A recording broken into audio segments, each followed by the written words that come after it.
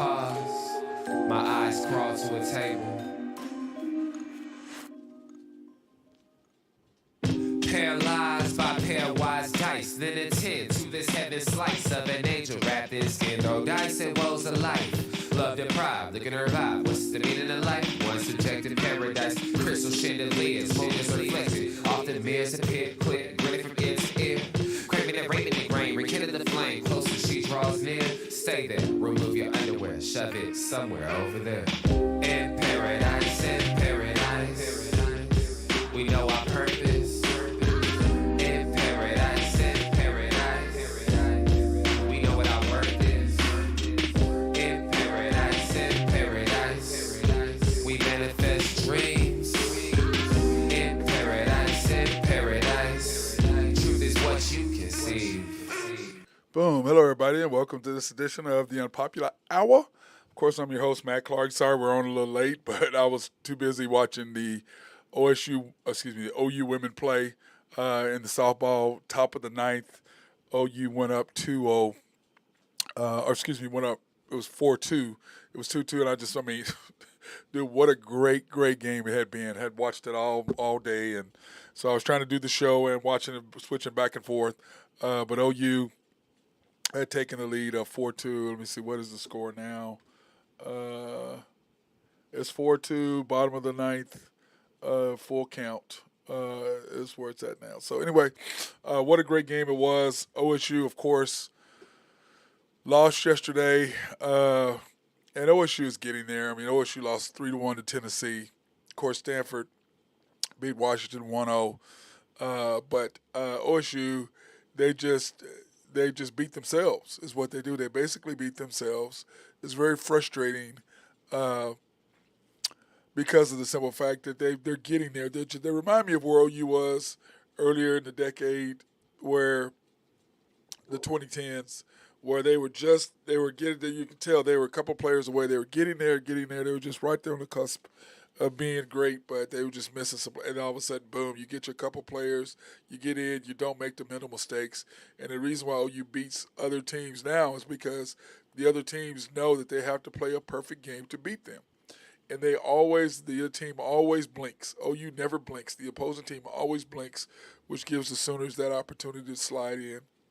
And that's what they do every time. It's just amazing to me how they do that. But anyway, the Sooners, like I said, are up 4-2, but OSU, we're right there. I mean, we are right there. But we just beat ourselves. I mean, that's just all it is to it.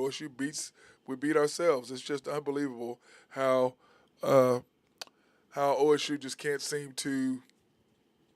It's just little mistakes here and there, little mistakes, and it's very frustrating because, they got to their second. They could have went to their second finals in a row and or semifinals in a row, and that's considering basically where they were and where they are now. And then with the new stadium coming on and all that, it's going to be great. Now, that being said, I don't necessarily like the fact that the NCAA is taking softball away to go to Florida. I don't like that. I'm assuming they're going.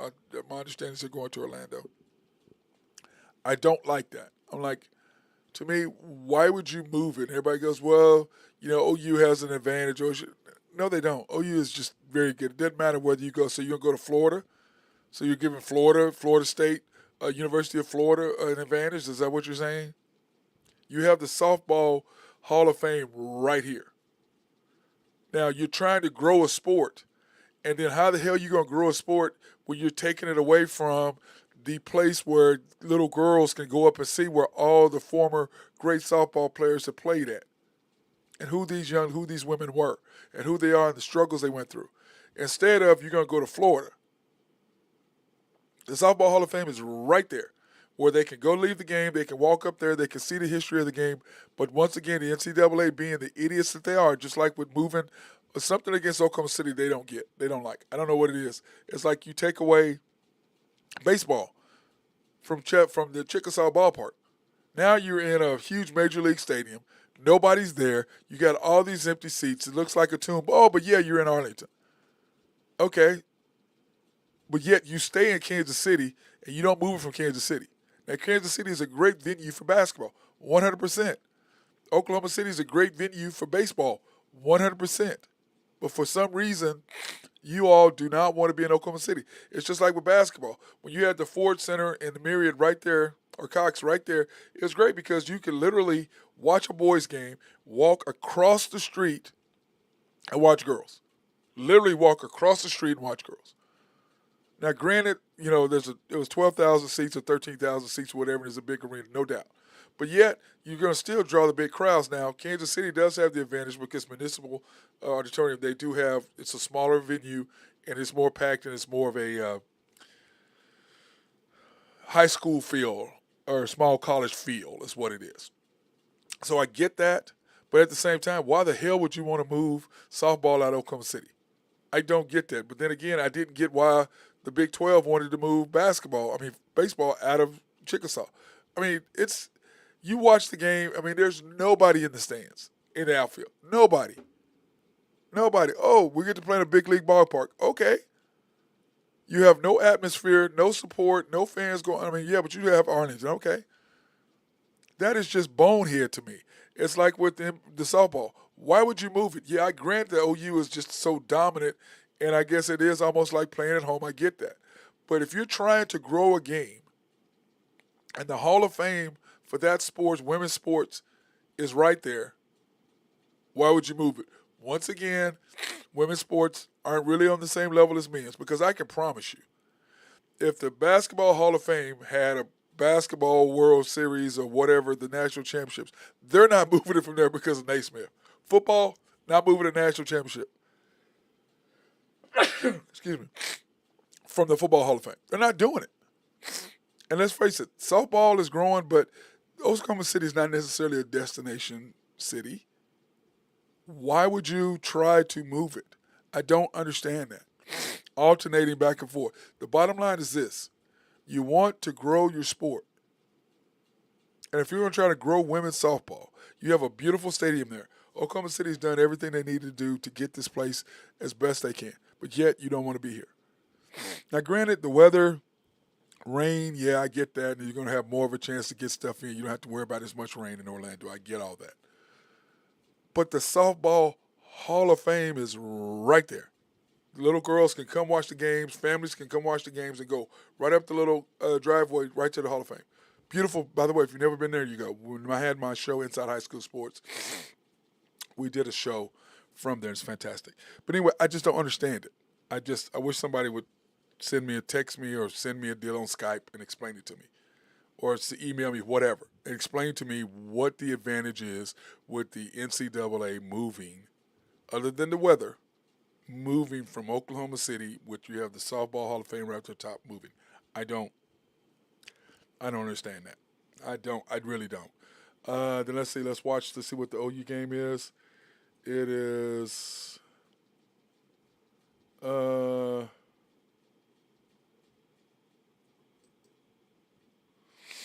let me see, what is the score? Let me see. OU, I believe, has won.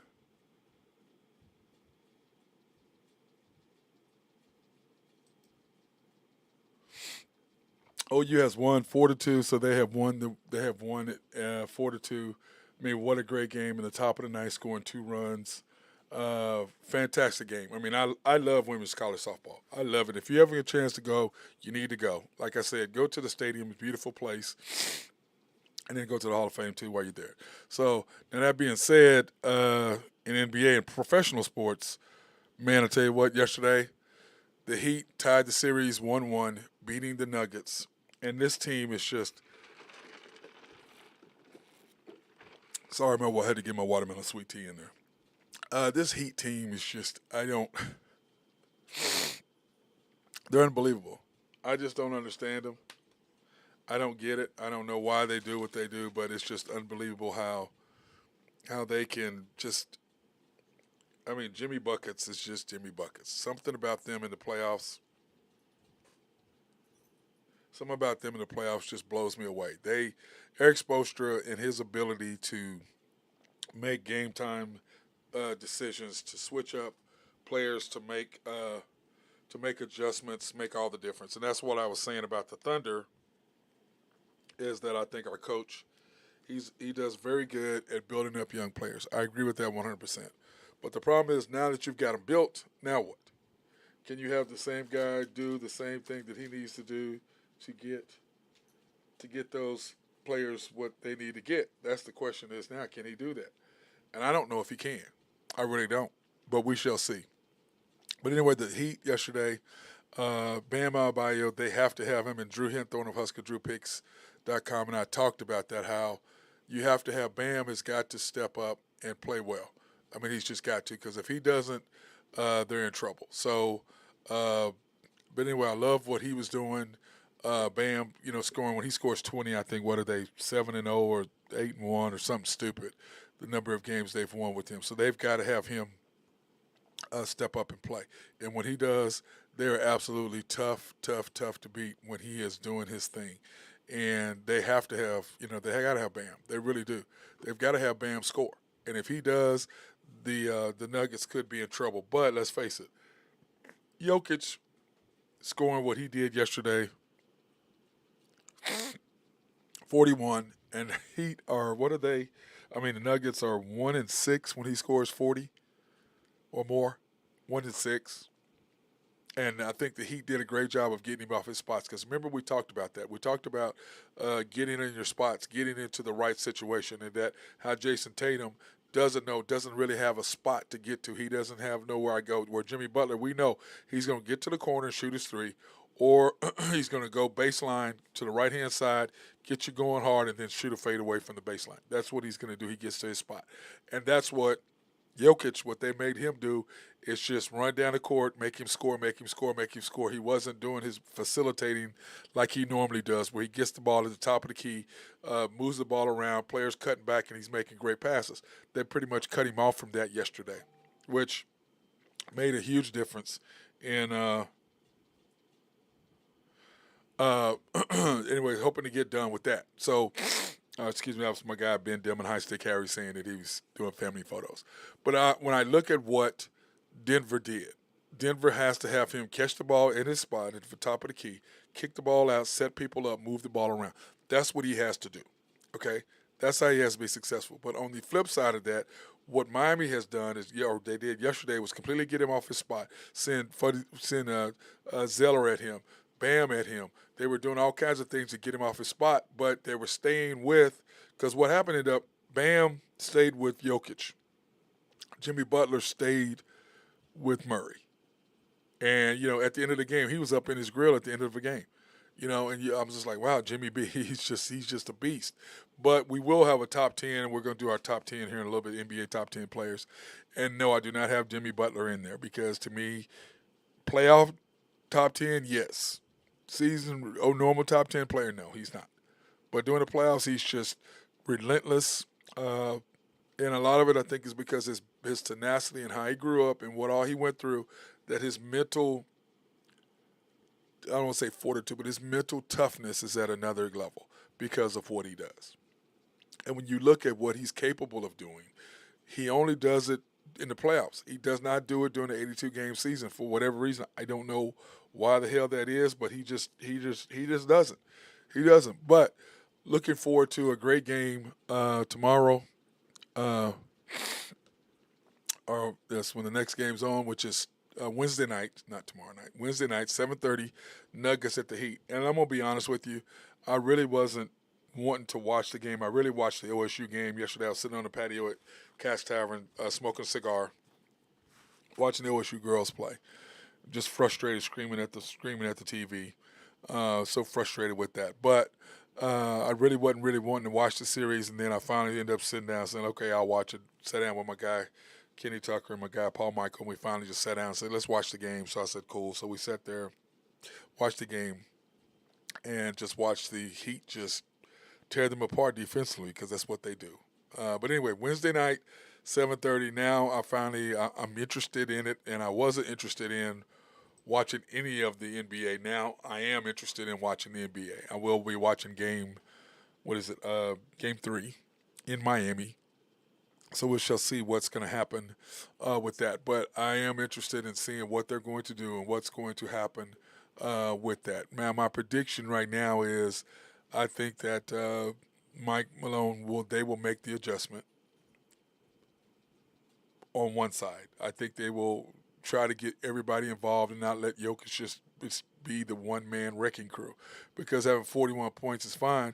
And granted, they had a chance to tie the score at the end, but the bottom line is they didn't.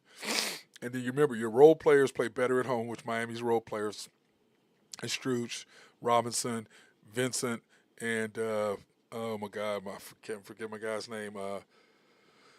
Oh my God, my mind just went blank. Dad was a great player, would dunk on you, one of the top first round pick. Caleb Martin.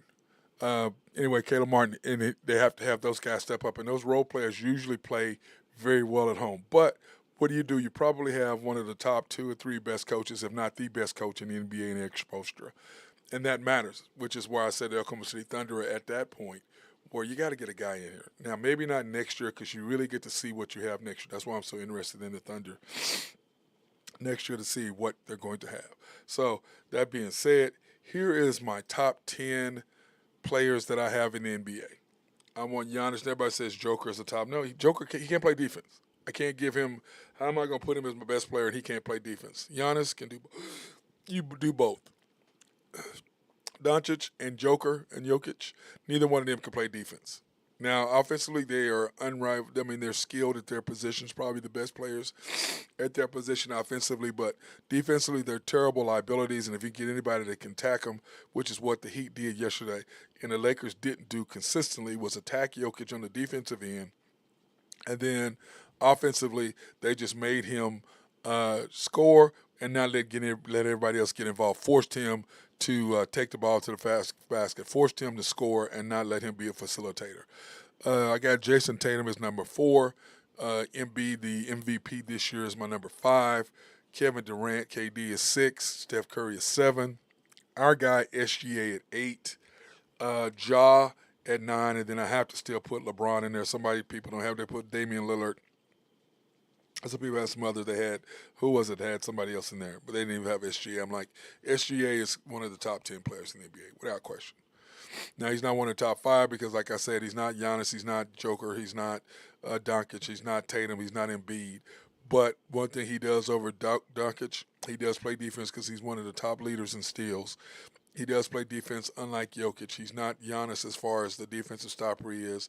Tatum can play defense and does, and Embiid can as well. KD can do it. Steph Curry cannot play defense, but Steph Curry still is better than SGA at this point.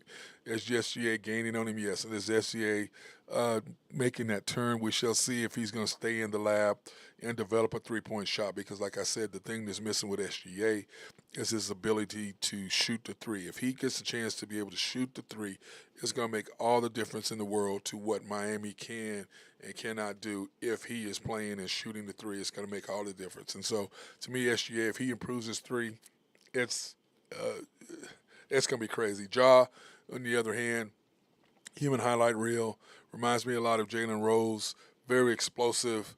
Not Jalen Rose, but Derrick Rose. He's very explosive. He can take you off the dribble. He can now develop his three-point shot, which is what, like I said, SGA needs to do.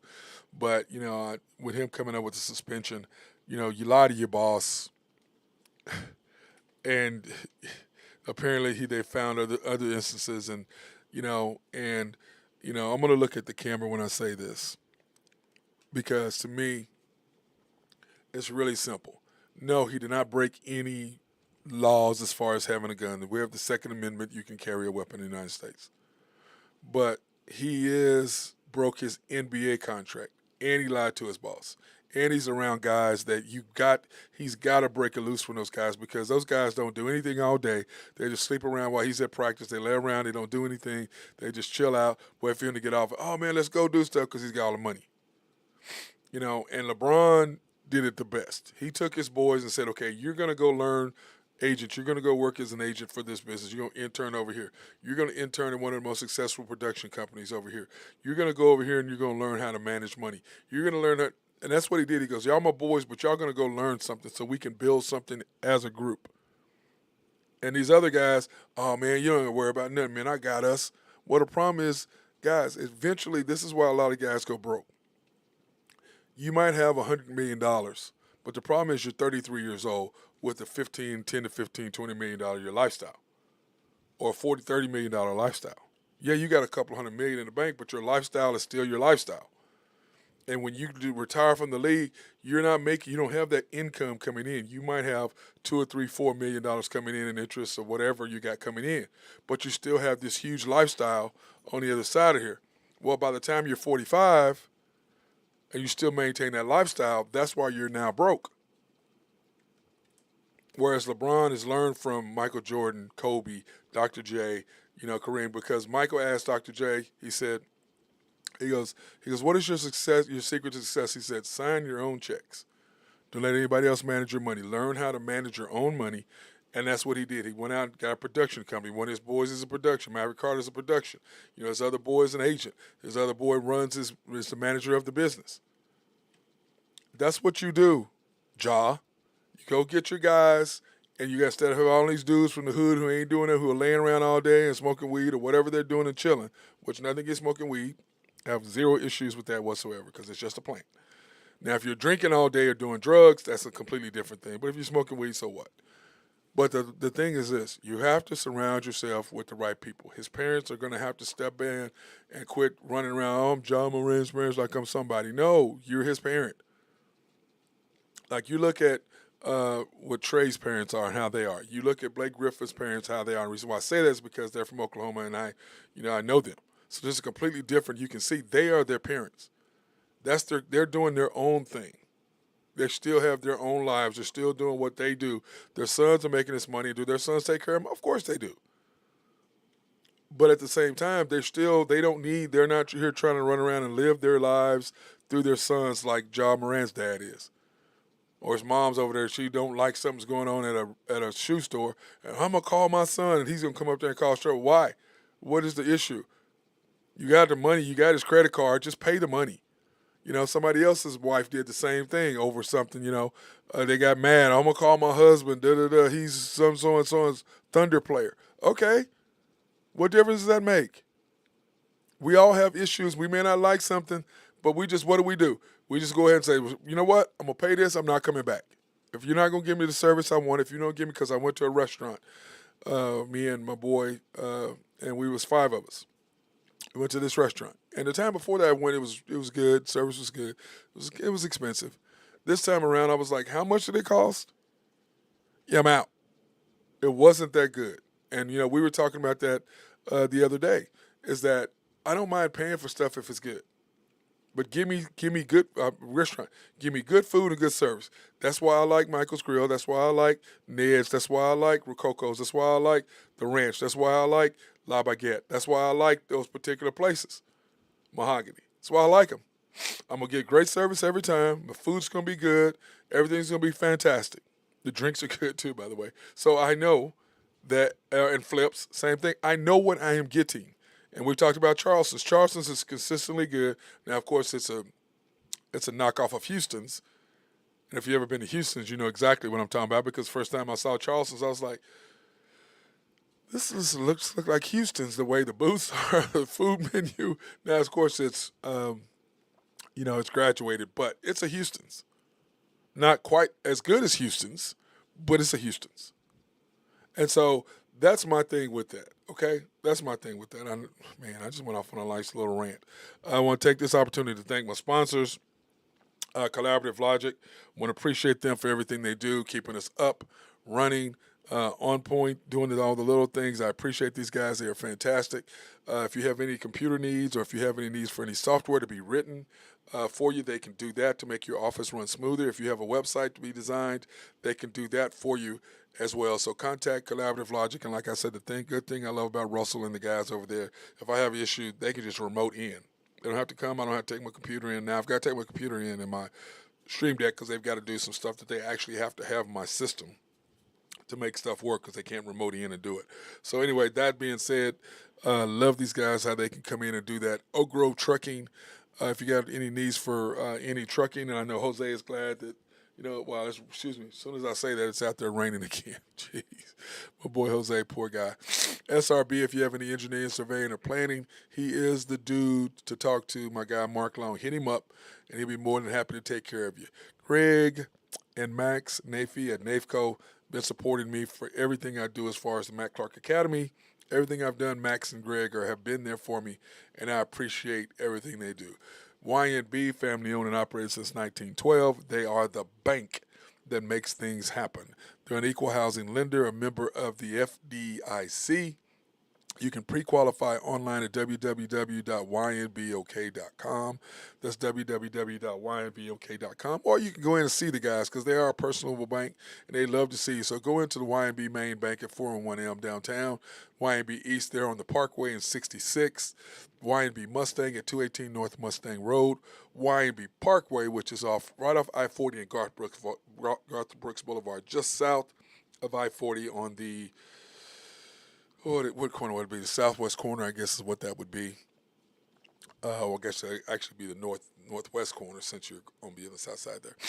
Anyway, and then, of course, YMB Peoples, which is the bank I always go to right there on 23rd between Rockwell and MacArthur. And then they're also the sponsor for us to go out and support minority, women, and black-owned businesses in the Oklahoma City area.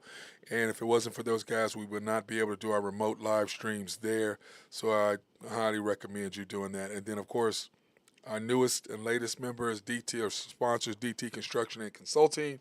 Man, what a great job they do. If you have any needs if you've got a leak in your roof, since it's raining, or you need a new roof, they can do that. Or if you need some remodeling, they can do that. If you got it inside, they can paint inside. Whatever you need to get your house looking fantastic, they are the people to talk to. You can call them at 405-209-4051. That's 405-209-4051. Or you can email them at dtconstruction2015 at outlook.com. That's dtconstruction2015 at outlook.com. And the thing I love about them, they're respectful, they're local, and most of all, they are loyal. So that, you know what that means? It means they'll answer the phone when something goes wrong. If something's happening, you can call them and they will return your call. And Drew is great for that and returning calls and making sure that everything you need is taken care of. So I was like I said, contact Drew at 405-209-4051 for anything that you might need for that. So, but I can say this right now, I appreciate our sponsors, and we're looking at getting some more because remember, we're getting ready to do, we're going to start the Thunder thing for the podcast. We're going to turn After the Storm into a podcast, and so we're slowly just growing and getting better in that. And then, of course, I'm sorry I missed you guys last Thursday and Friday, but as you can see, I had my Matt Clark basketball camp academy shirt, had my camp last weekend, had a great time, and the kids did fantastic. So proud of those guys and how they started out one way and ended up getting better and better, and we had a fantastic time as we always do. The kids, start out one way and they end up being better. So I appreciate them. And, they're saying, when are you going to do another camp? And we probably will do one again at the end of the summer at some point. I just don't know when. In NBA news, Kyrie Irving has asked LeBron, reportedly, to join him in Dallas. Now, what that says to me is two things. One, Kyrie, there's not a market for him. That's what that says for me. There's not a market for him out there. And, because I think he wanted to go to L.A. I don't think the Lakers were big on having him there. I don't think me as a Laker fan, I really want him there. So he's trying to build what he's got there. And plus, the only way for him to really get the fully guaranteed max contract is to stay there in Dallas to get it. Victor Wembanyama, his next few weeks are set. He's got the French League Finals. And then, of course, the draft is coming in early July. And then the Summer League starts in Sacramento instead of Vegas this year. And remember, the only people we have playing, who we have? We have J. Will and J. Dub. Both will be playing in the Summer League this year. And Chet will be playing in the Summer League if they want Chet to play. I doubt if they'll let Chet play. They'll probably just keep Chet out until the season starts. But anyway, Josh won't be able to play. SGA clearly won't be able to play. But we will have J-Dub and we will have J. Will both being in there along with Chet, supposedly. Will all three be able to participate in the NBA Summer League in Sacramento instead of Vegas. And then coaching vacancies, Frank Vogel. Remember, it was the Suns were one of the last two. Frank Vogel, former coach of the Lakers when they won the bubble championship in 2020, is the new coach of the Suns. I think that he's very good with big men, which is exactly what DeAndre Ayton needs because he and Monty Williams clearly did not get along, and I think that was why one of the reasons why Monty was let go there at the Suns. And when you look at it, I mean, why wouldn't you do it? Then you got Ime Udoka at the Rockets, and in fact, his assistant just left to go join Monty Williams at the in the Pistons organization. And we were talking about Monty making as much money as he's making, a little over 12 million a year and 13 million. And what I said to me is really simple. When you've got a great coach, you almost have to pay him the money to get the necessarily respect from the players because the players are making 40 and 50 million dollars and the coach is making 3 or 5. Now Popovich clearly makes more, and then of course oh my God, my mind just went blank. Eric Spoelstra makes more, so you got to put them up. But when you look at the coaching vacancies, the only thing left are the Raptors. And the Raptors, I think they'll probably just go with one of their assistant coaches. That's just my guess to keep the continuity there. But the Pistons, of course, needed a new deal. Monty Williams will be a great voice there. Vogel with the Suns will be a great thing for DeAndre Ayton and for Kevin Durant and Booker. Now, the question is, they still need help. So Chris Paul's coming back, but my question with Chris Paul is, do you take a pay cut, extend it out, and make less money so they can bring in some more guys? Because Chris Paul is not worth $35 million anymore. He's just a shell of himself. You don't know when Chris is going to get hurt again, but he's definitely one of my favorite players. Rockets are young, and I think Udoka would do a great job of bringing that group together and now get them out of the losing mentality because they've been just tanking, trying to get the number one overall pick. They lost last year, finished third. They're losing again this year, and so they lost out on Banchero. Then, of course, they've lost, even though they were going to probably take Chet, they said, whatever, which I don't understand why anybody's going to take Chet over Banchero. I didn't. Rookie of the year by far. That makes zero sense to me at all. So, anyway, but I think he needs to change those guys' mentality. James Harden going there, I don't know how that would really help. And then, of course, the Bucks hiring Adrian Griffin. I think that's a great deal for them because they needed Budenholzer. He got out-coached. And, you have arguably the best player in the NBA, and you don't do anything with that. And you got lucky that you won the deal that you won because if Kevin Durant wore a 17 instead of a 17 and a half, Milwaukee would have never advanced to go to the finals anyway because the Nets would have been there. So Sixers, Nick Nurse, I think that's a great hire for them.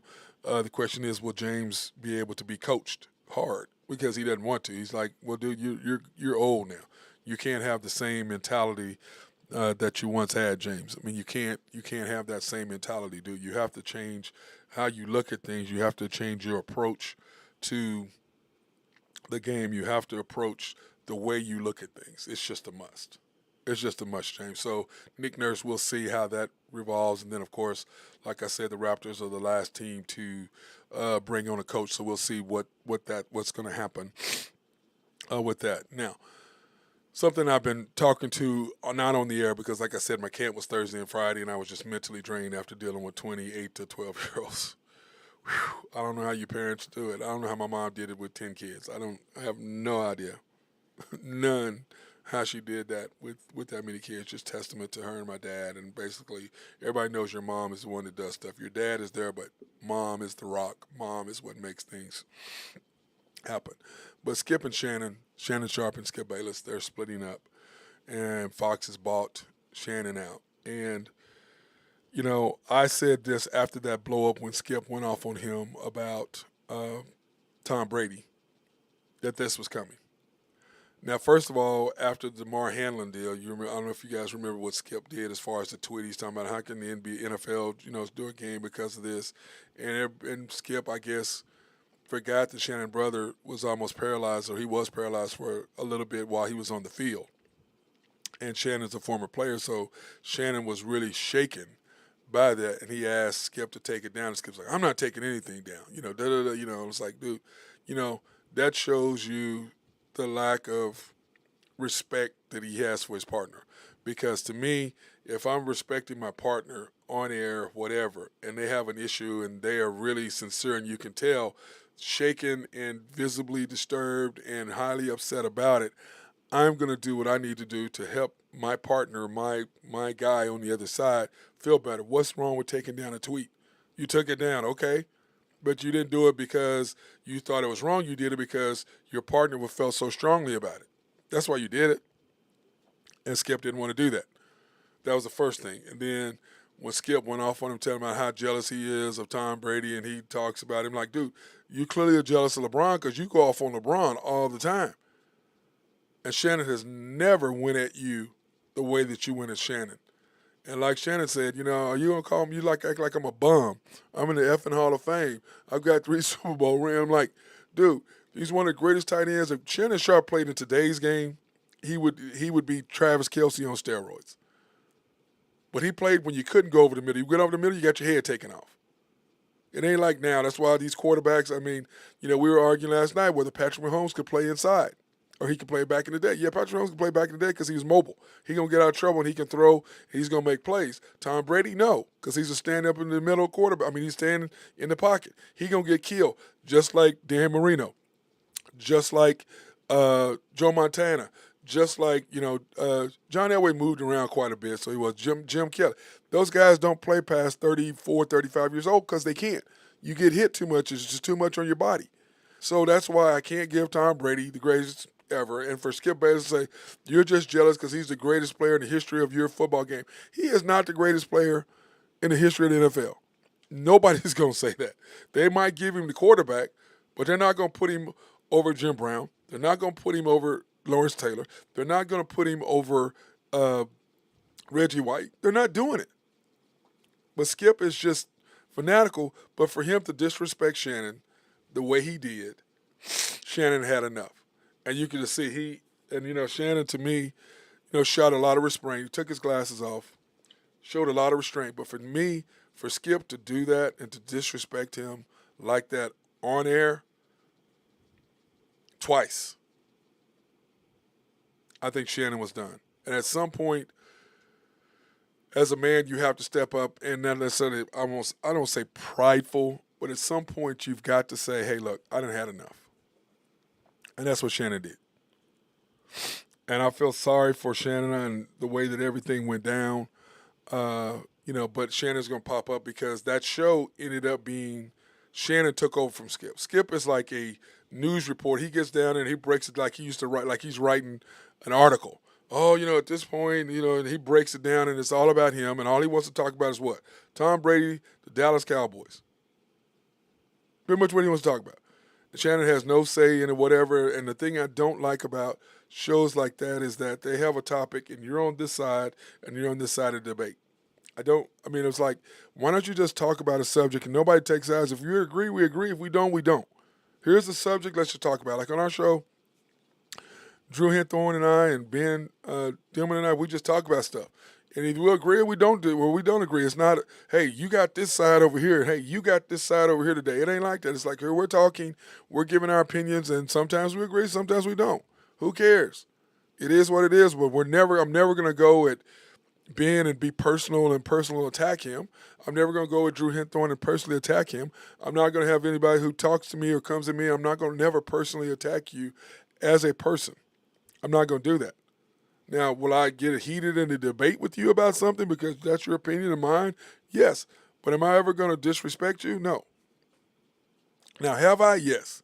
I was talking to 2 particular gentlemen one time, and I said something to both of them that I immediately apologized for because it was demeaning to both of them what I had said. And I turned around immediately, and it wasn't on air. We were sitting on the patio, and I said something to him, and I apologized to him immediately after it came out of my mouth. So, hey, look, guys, I'm sorry, and I apologize. I should not have said that. Now, on air, I'm not going to do that, but so anyway, that's how I am. And you don't ever get to that point where if you got to get angry like I did and you lose perspective, you don't have to get angry. Just improve your argument. And at some point, to me, I think the beauty of doing sports and the beauty of growing as a human and the beauty of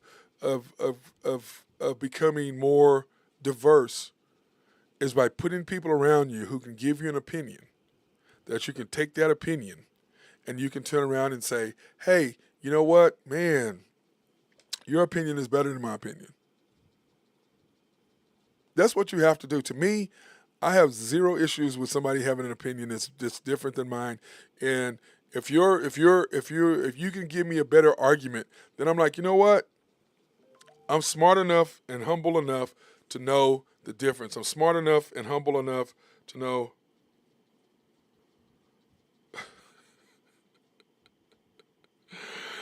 Randy, Randy Wright said, I heard his feelings when I ever talk about his goaltending. You did not goaltend. 42, not 12. Okay? We know that.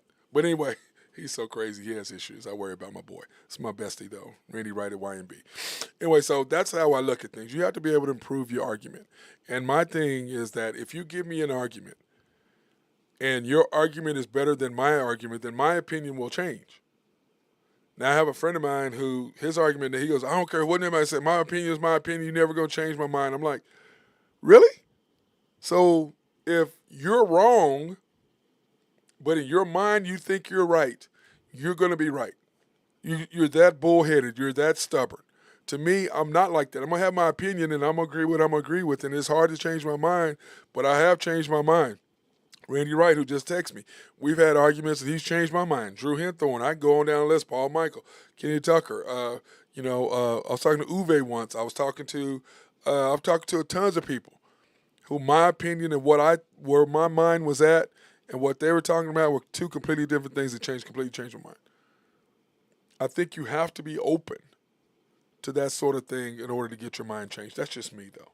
I think you have to be open to a different way of thinking or a different opinion in order to grow. That's just how I look at it. But for Skip, and I know Shannon's going to do well, but I think Undisputed, there's a lot of people, I want to be on Undisputed. You just want to be on TV just to be on a national show. But to me, you got rid of Jenny Taft, Skip, because you got mad at her because you made a comment about somebody being overweight. She said it, then all of a sudden she's gone. Then you come at Shannon the way you come, and now he's gone. The only constant is you. Now you're at Fox, and you are the persuasion that they like. So, yeah, you're going to be fine. You're not going anywhere. But the question is, now when you look at Stephen A. Smith, since y'all broke up, Stephen A. Smith still has the number one show. Well, Undisputed was chasing, but nobody wants to watch Fox. Unless you are very conservative, out there, left, right, left wing, right wing, whatever wing you are, you're one of them, you love Fox. The rest of us were like, yeah, I'm over it.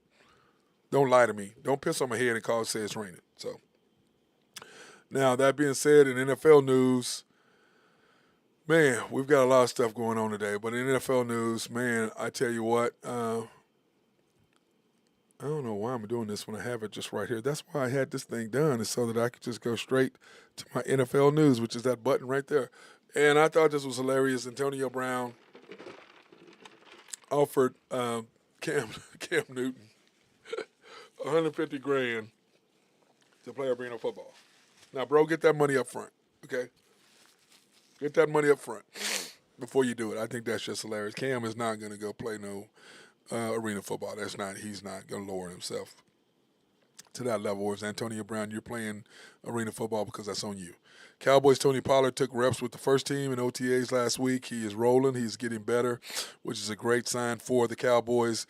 But I do think the running back that they took from Kansas State, I think he is a Darren Sproles clone, and I think that's really going to help the Cowboys. Cardinals head coach said DeAndre Hopkins' release was the best thing for the team. I agree with that. They had reached an impasse. They needed to save the money. To me, DeAndre Hopkins is not worth $30 million a year.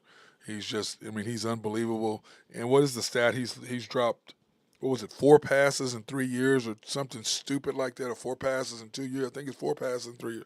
That's insane. That's 1 pass a year that he drops. That's just crazy. He gets his hands on it, he catches it. Bill sign linebacker Leonard Floyd, the fifth former Rams player that they've now drafted or signed. The 5th. Isn't that crazy?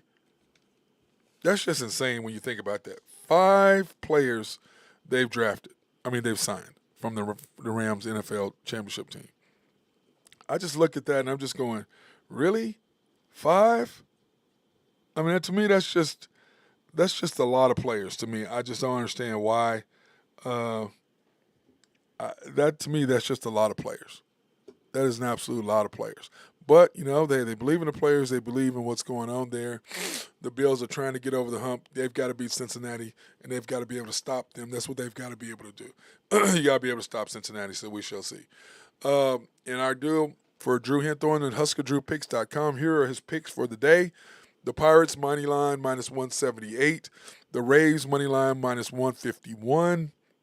The Cubs and Padres over 8.5 plus 100. They must be in San Diego. That's where it must be. It must be a beautiful day. The wind must be blowing out. 8.5 plus 100. College baseball, Coastal Carolina, the money line minus 120.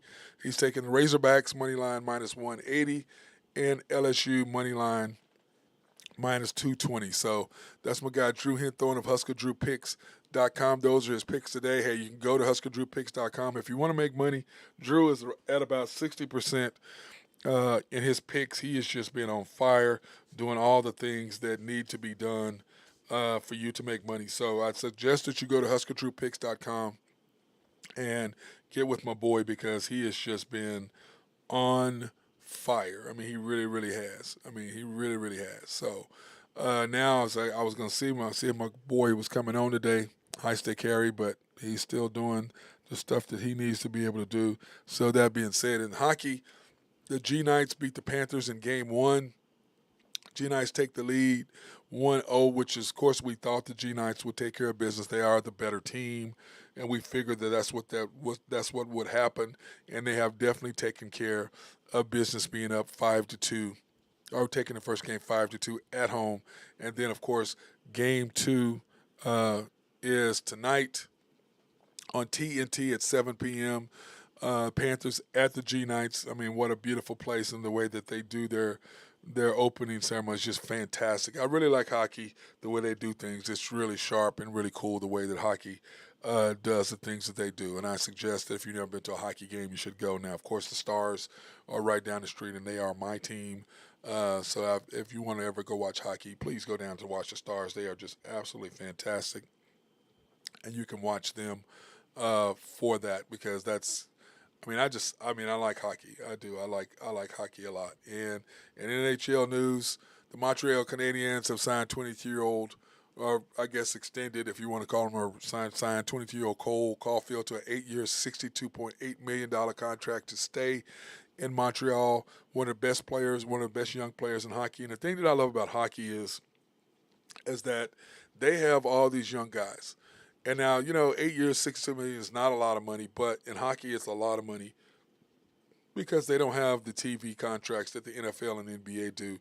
They have the fans, but they just don't make the money that the other NBA teams, because of TV contracts. That's why the NBA and NFL is allowed to pay these guys such an enormous, exorbitant amount of money, is simply because they're both in the league, and they're both have the huge billion-dollar TV contracts, which, of course, NHL does not.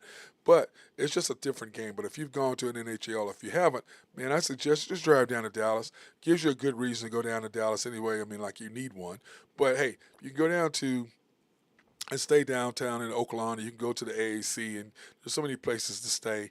We were talking about the Crescent the other day, and how much we love the Crescent Hotel, and you got Nobu, and you got Capitol Grill there, and how much we love both of those places. In fact, we're supposed to be getting the Capitol Grill, which is one of my favorite restaurants in Oklahoma City, at the new place right there across from 50 Penn and Penn Square Mall, right there on 50th. On Penn and Northwest Highway. A new complex over there, which is I'm so excited to see. So, but anyway, hockey, that is quite a bit of money for a hockey player. Like I said, that's when you look at the NBA, the Monty Williams signed for more money than that. He's a coach in the NBA. But again, hockey is one of my favorite sports, and I suggest that you go to Dallas and go watch them. I'm telling you what, I'm a huge Stars fan. When we had the Blazers, I just didn't understand. I went to hockey. I'm like, man, why all they want to do is fight out, man. Why do I want to watch this mess? I don't want to watch this crap. Every time them and the Oilers played, there was 12 fights. Well, I'm not being, it wasn't 12, but I'm just saying that, I'm like, dude, I come here to watch hockey. You're professional guys. Show me some skates. And so when I went down and watched the Stars play, unbelievable how fast these guys are skating. I mean, they are flying on these little bitty thin blades, and the passes that they make and the different things. Hockey is it's an unbelievably athletic ballet of a sport because of how they move and how they pass and the things that they do. It's just unbelievable. And if you've never been to a hockey game, you got to go. You really, truly got to go because it is just absolutely fantastic in what they do and how they do things. So I suggest that if you've never been, go to a hockey game and go down to Dallas. And you get all the green, and it's just, I mean, it's crazy. It's a whole scene, but they have to do something different. The only thing I don't like about it is the breaks in between the quarters. I don't like that. The periods, not quarters, excuse me, periods. I don't like that. First period, second. I mean, I know you have to do it, but it just takes a little bit long, and then I tend to, by the middle of the third quarter, unless the game is really, really tight, I'm usually a little toasted too, which is not necessarily a good thing, but what do you do? That's why the hockey fans are grinding there. I mean, it's just very easy to have a cocktail or two or three. But the atmosphere is fantastic.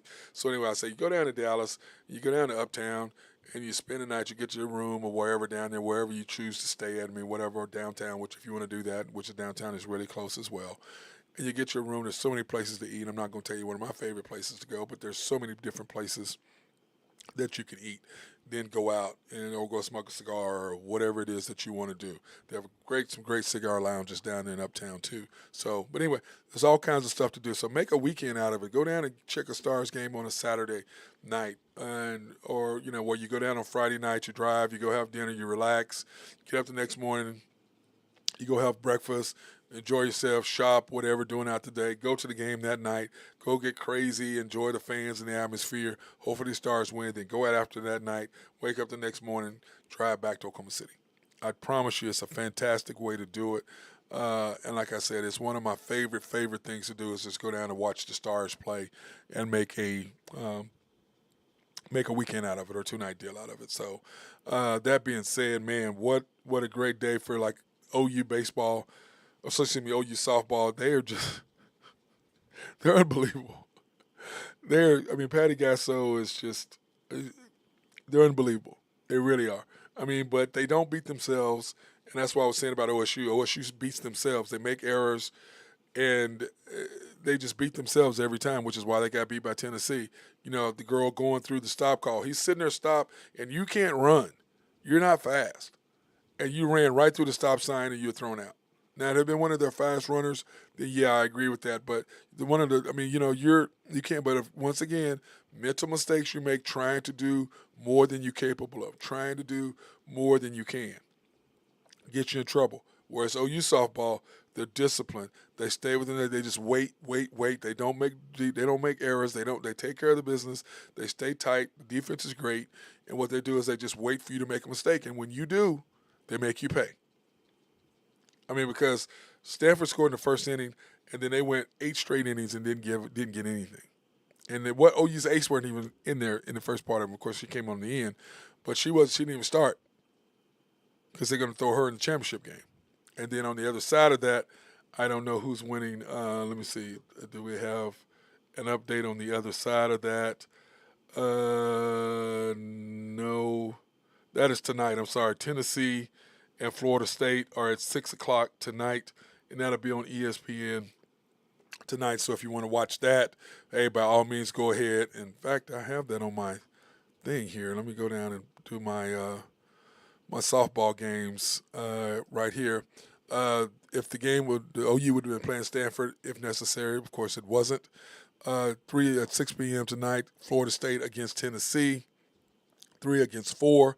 And then, if necessary, the second game will be after that, immediately following after that, if they need a game. And, of course, OU did not need that game this afternoon. When I did this, it was 2-2, and I didn't want to jinx OU by taking it off when they had won. And they went up 4-2. I didn't want to take it off right before we got on the show. So I didn't really want to do that. I want to give them, bad luck by doing that. So that being said, I'll tell you what, go out and watch the softball stuff at the Oklahoma Softball Hall of Fame Stadium.